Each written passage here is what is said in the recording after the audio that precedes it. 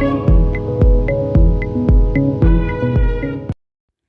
guys! Welcome to my vlog! Andito na naman kami ng husband ko. Yung husband ko na parati kong kasama kung saan mamimili kami ng gulay. At bago kami makarating kung saan kami bibili ng gulay, at ito po yung Puente Circle, yung aming nadaanan. Dito talaga sa Puente Circle ay parati po talaga dito maraming tao, lalo na po ngayon ay magpapasko. Mas marami po papong tao yung makikita dahil maraming mga nagtitinda at mga kagaya ng mga laruan sa bata, at lalong-lalo na po yung madaming pagpipilian ng mga iba't ibang klaseng pagkain. At napansin ko din dito sa labas ng Puente Circle ay napakaraming pulis. Halos din napapalibutan din ito sa napakaraming pulis na nagbabantay para sa seguridad na kaligtasan ng mga tao na pumupunta dyan para walang gulo. Halos talaga di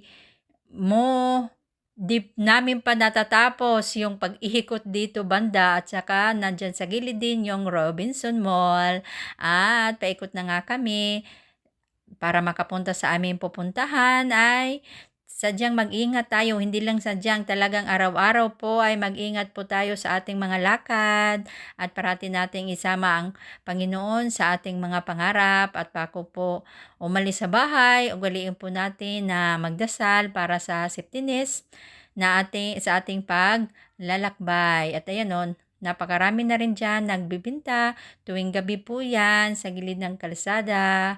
At until na nga kami habang stoplight. Ayan, pabidyo-bidyo din at diretso na naman. Kailangan talaga pag umaalis, lalo na kung naka-scooter lamang or nakamotor, ay kailangan nating magsuot parati ng helmet.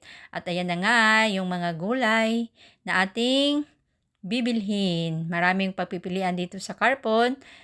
Mas makatipid tayo dahil mas mura dito banda, pero talaga ngayong panahon kahit isda, nako po, napakamahal. Yung itlog na lang siguro ang mura-mura ngayon.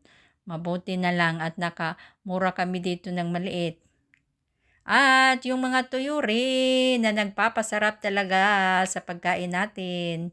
Kailangan talaga natin may tuyo rin, hindi man araw-araw na ganito ang ulam, pero talagang nakakatipid po yung kung nag-uulam tayo ng tuyo. Mahal na nga ngayon kumpara noon, 300 po yung kilo ng tiki, 1/2 kilo lang po yung binili namin, at talagang yung 1/2 kilo na bibilhin namin ay matatagalan po ito bago maubos. Masarap po ito ihalo sa gulay na may gata, at napaparami talaga ang kain ko pag ganitong ulam. Nako, kahit isda talaga mahal, gulay dahil sa bagyong naranasan dito sa Cebu.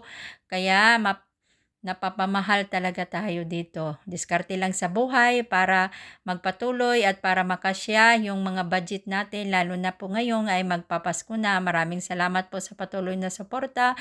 Mag-enjoy lang po tayo sa ating ginagawa sa pagko-content, at balang araw makakasaho din tayo. Maraming salamat po sa ating lahat, and God bless us all.